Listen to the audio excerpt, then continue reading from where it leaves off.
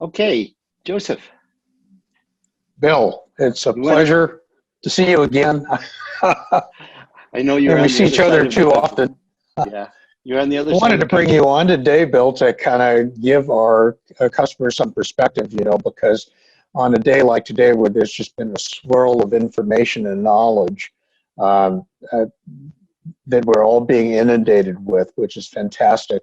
It's good to kind of stop and think about what the center of all that is. And the center of all that, and I say this with a certain amount of pride, is Linqto, because Linqto is that motive force that's brought all of that knowledge and all of these participants together on this stage, and for the signal purpose of educating our investors who also form a community, and it's that community that's growing and that's continued to be loyal and committed to us, Bill. So I think it would be great if we could spend the next couple of minutes maybe having you do a recap of where where we started, what our results were in terms of our investments and exits, and and maybe talk a little bit about some of the elements that went into defining that success. Is that good? Sure, thanks, Joe. And it's nice to see you. I know you're over on the other side of the country today. So thanks for I popping am in in and DC talking. visiting my dad. It's excellent. So we went from March 11th to 2 weeks ago without my leaving Monterey County, actually. Haven't been back to the San Francisco office since March of last year, but the first trip I did take out of the county was to have lunch with Joe and with David. So good to see you guys and to catch up again. But it's been some year. It's been some year for Linqto. I'm sure it's been a year for all of you. That's been just amazing. So we have a great investment team. Joe heads up that investment team. He's got a huge background in investment banking. And over the last year, he's been bringing on a lot of new people.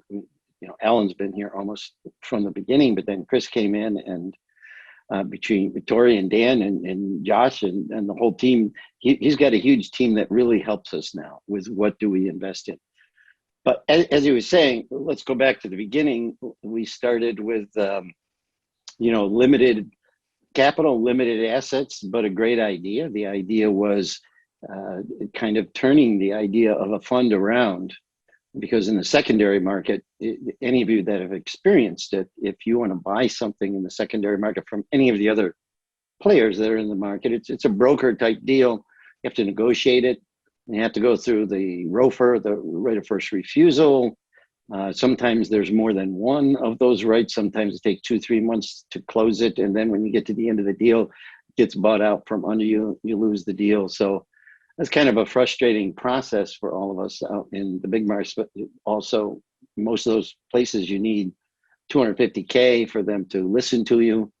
We wanted to bring this back to us, people like Joe and myself, accredited investors, but we don't have $5 million to put into this asset class. And I think most of our investors are kind of in that same boat. So the question Joe assigned me with for today was, let's take a look at last year first. So in terms of last year, we made 41 investments in 10 companies. And when I say we, it was pretty much me with Joe's advice on what to get and how to get it. We didn't have a lot of capital when we began. So we started with Coinbase, Robinhood, Ripple, and Linqto. Those were our first four. But during the course of the year, we kept investing in the companies that we believed in. Of the 10 that we invested in, 5 have gone public or filed to go public. So got a pretty good track record for being newbies in this space. And I started thinking about, why did we invest in what we invested in? What we ended up getting out of this for our investors. Remember, Linqto is an investor in all these companies. We don't go in as a broker and make money whether you win or whether you lose. We invest in all of these up front. We buy them. We're on their cap table first, and then we ask our members if they'd like to also invest. So you get the choice after it's already been vetted, after it's already been purchased, after it's already there, you get the choice of individual investments. Unlike a fund where maybe you put 100,000 in and then they choose for you, you can choose on a granular basis what you're interested in investing in. And that worked for us very well last year. So Jill, I'd like to hand it back to you because I know that this is your chart. Why don't you talk to us? This was last week. You sent this over to me. We now have 90 investments that we made in 21 total companies. 3 have exited, 5 are in the process. Tell us about this. Well, basically the story of this year, as opposed to last year, is that Linqto's pretty much doubled both the pace as well as the breadth of our investment activity. So as you said, we've gone from 40 to 90 investments in total in a portfolio that's gone from 10 to 21 companies. And the total number of exits, both completed as well as in process, is now up to a total of 8. So there have been 3 new names added to that exit pipeline. And those are Better and NerdWallet, both of whom have entered into SPAC mergers that are going to consummate in the coming months. And then Kraken, who have declared their intention to do an IPO either later this year or sometime next year, based on market conditions.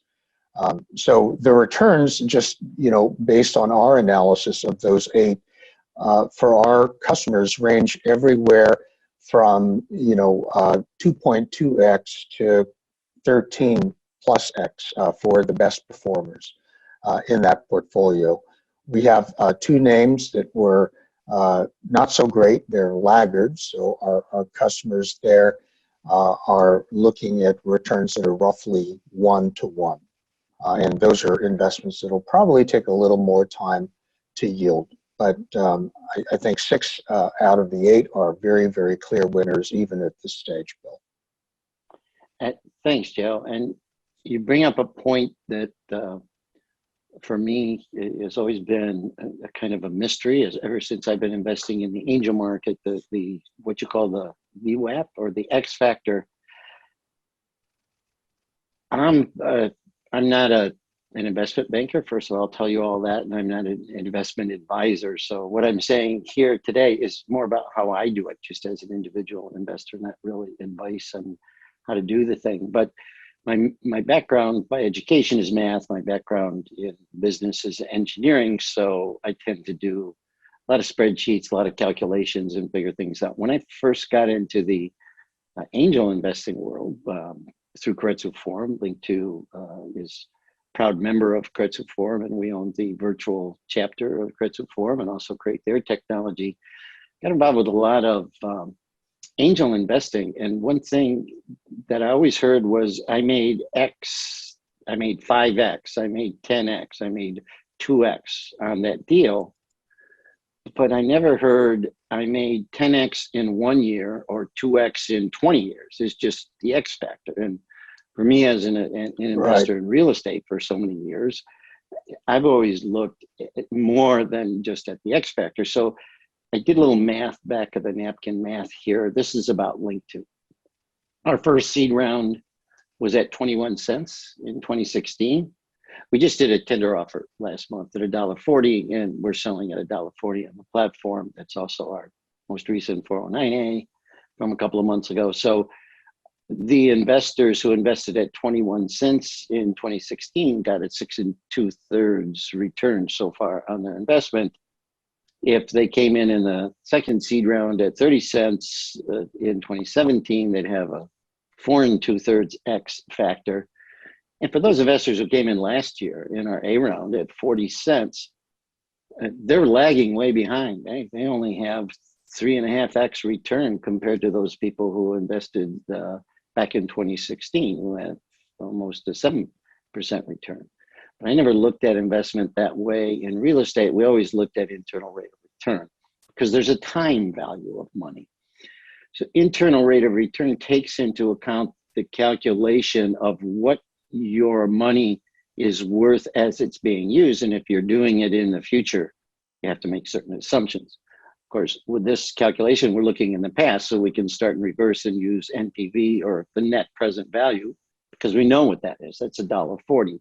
So if you take that net present value and you back it up 5 years to 2016, what's it worth today, that investment, or 4 years to 2017, or just 1 year to last year? This is a major difference. And this has to do with a very important factor in investing in this kind of class that we're investing in, and that's about timing. Timing of when you get in a deal is very critical. If you look at the path of a private company, you start way back at the seed level, usually friends and family, maybe small angel groups. We've been heavily invested ourselves, Linqto, over the years in the early and late stage companies through our access to Keiretsu Forum. Many investors here today in Linqto came to us through Keiretsu Forum. But you notice this is an actual graph curve from numbers. What happens when you get up into the later stages of secondary market and going to IPO? That's when you really get the hockey stick and upward curve of valuation. And so timing becomes very important, because not only does it increase the return in terms of internal rate of return, but you also have to think about the risk that's involved when you invest in a company. 90% of all startups fail. 10% fail within the first year. But I think the real key factor that we've been looking at is during years 2 through 5, 70% fall into that category of failure. So if you're investing in a company that's an angel investment and they haven't started yet, your chances that that's actually going to make it to the end are 1 out of 10. Whereas if you're investing the way we've been doing over the last year in companies that are very much later stage, they're much less risk. And so we believe we're de-risking the investment by waiting longer on the curve, but we're not really losing in terms of return. We're actually gaining quite a bit in return, because we don't talk about how many X we made. We look at the actual return that we made on our investment through internal rate of return. And that's one of the ways that we look at investments and classify them. So what are the 3 keys to success that we look at internally? Probably the biggest is diversification. If you had invested in Ripple last year on our platform as one of our first 4 products, you'd have a slight increase in value today, not that much. If you invested in Coinbase, you'd had like an 8 or 10x return on your investment in less than a year. But how do you know which one is going to be the one that's going to make it for the following year? And that's why we invested in 10 last year, 5 ending up going public. And that's why we're investing in the other companies that you see here on the right-hand side of the curve that we've been investing in this year, because we believe in a diversified portfolio. The second element, as I was saying earlier, is timing. When you get in the deal and when you get out of the deal are the 2 biggest factors with your rate of return and how much you'll make on the deal. That timing, a couple of people were speaking earlier about this today, and there's a bit of an art to that timing. There's a bit of a science to that timing, but the holy grail, or the timing that would be the perfect timing, is if you bought into something and it hadn't announced something big yet, and then the next day they were saying it got announced. Because by the time you wait for somebody to announce for something, then the price starts skyrocketing. And remember, in the secondary market, it's not like you go out and just buy it the next day.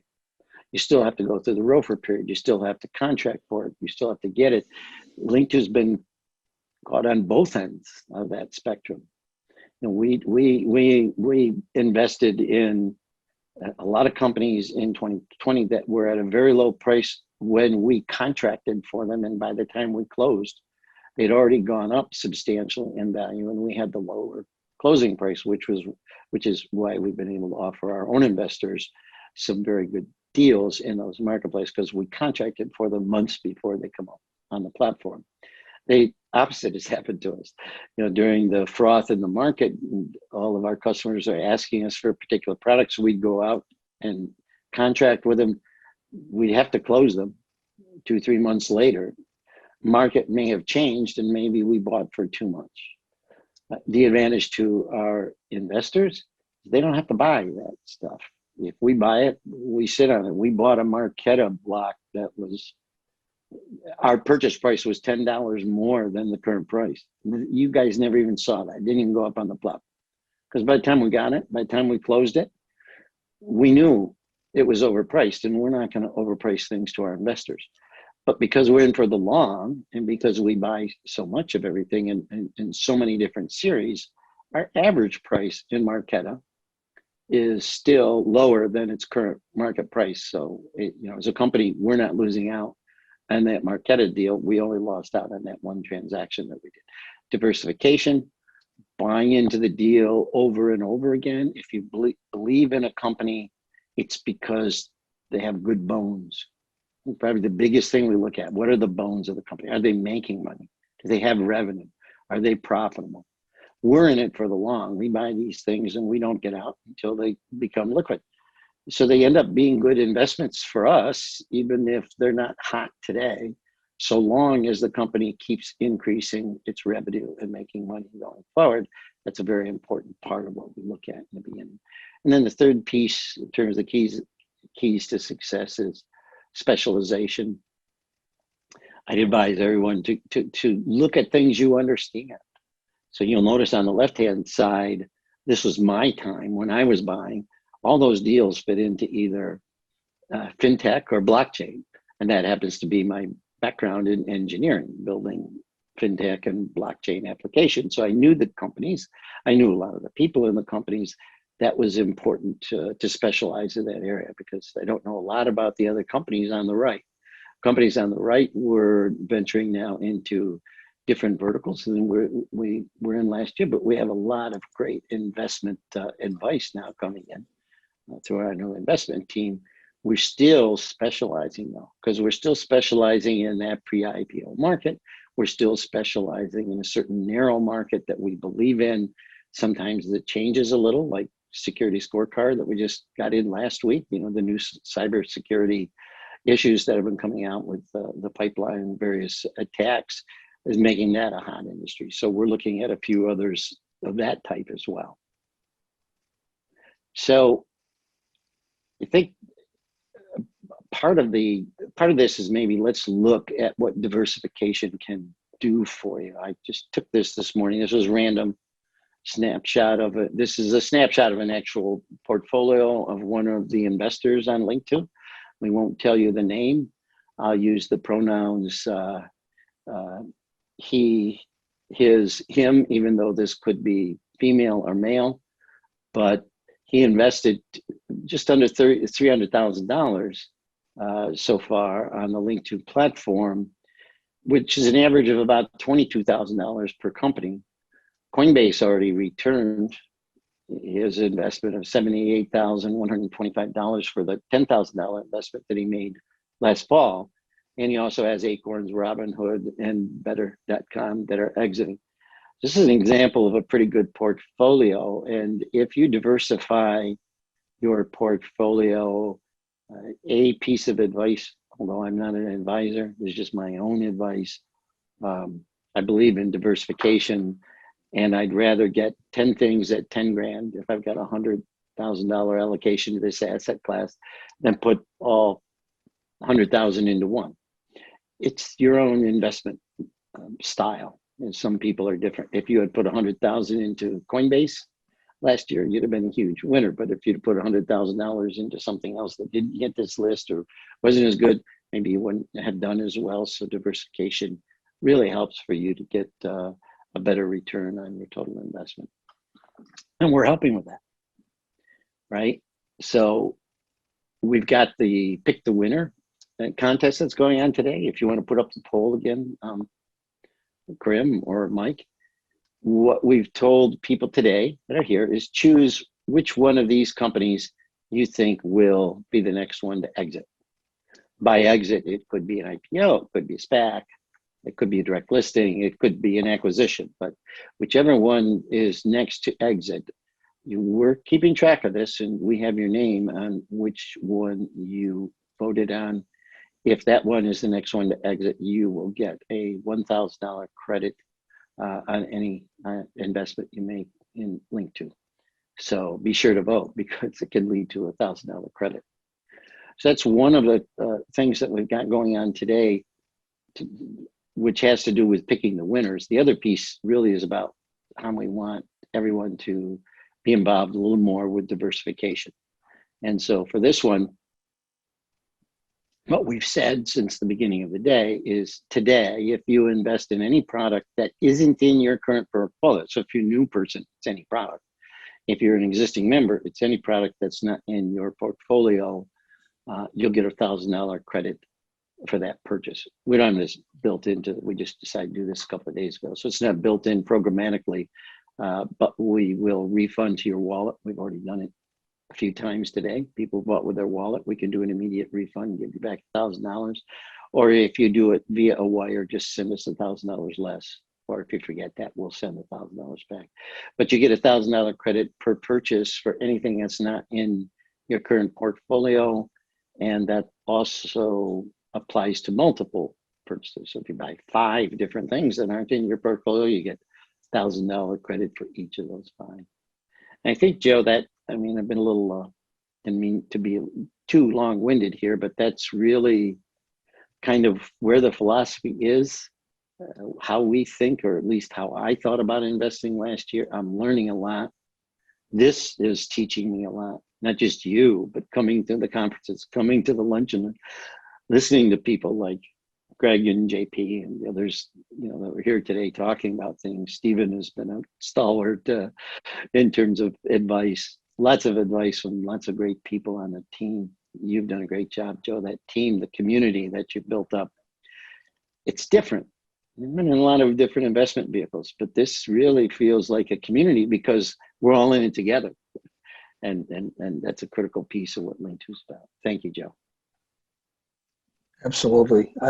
So thank you for those insights, Bill. And we continue, to share that idea of IRR discipline in terms of driving our investment decisions. So I can tell everybody that's a customer that there's no doubt that that's going to be a hallmark of our investment philosophy going forward. In terms of what you said about specialization, there's not enough of a life in either you or me for us to be able to learn everything we need to learn about some of the sectors that are emerging and investment worthy. But what we do have time to do, and what we're currently in the process of doing, is that we now have a big enough community, a base of customers and investors who have specializations and talents and expertise in areas that we don't have, Bill. And I can tell you that very soon, after this conference, we'll begin to form effectively an advisory council that's called from members of our community that have expertise in some of those areas. I was just, for example, last week talking to one of our members who is a software engineer, and in his professional work is actually in the process of doing some implementations of supply chain management software for a couple of Fortune 500 companies. The vendors of those systems are some of the hottest unicorns today. Now, that's a space I don't know anything about, but this guy who's our customer does, and he's actually working hands-on on these implementation projects. So he's going to be part of our advisory council and will be able to help us, identify companies of that ilk. So I want to share that with our customers as well. And in the coming days, please come to me or the other members of the sales and investments team if you feel that's something you'd like to participate in and contribute to, because we would dearly welcome it. Thank you, Joe. Thank you, Bill. That was a great to see the progress we've made. There's a question out here which I'm going to ask you, which is, what's Linqto's long-term exit strategy? Yeah, I saw that one there too, Krim. That's a good question, and I'll answer it with a real answer. Our long-term exit strategy is that no one will ever have to ask the question again of us or any private company when they're going to exit. our total goal is to provide liquidity in the private sector so you can get in and out without the company having to exit. And we're moving toward that. We've already got the first half of it done with getting in. We're going through our application now for an ATS, and there will come a time when people will be able to trade in and out. And we hope that Linqto will never have to exit. Matter of fact, last month, we did a tender offer. We did our first liquidity event for our Linqto shareholders, a tender offer. Linqto Liquid Shares LLC purchased $1.4 million worth of shares from some of our shareholders who wanted to get some early liquidity. We're going to be doing more of that with Linqto, and I would assume the way we're skyrocketing right now and going, the exit wouldn't be long away anyway. It's just we hope that people don't have to think about that in the future. Kurt, thank you so much.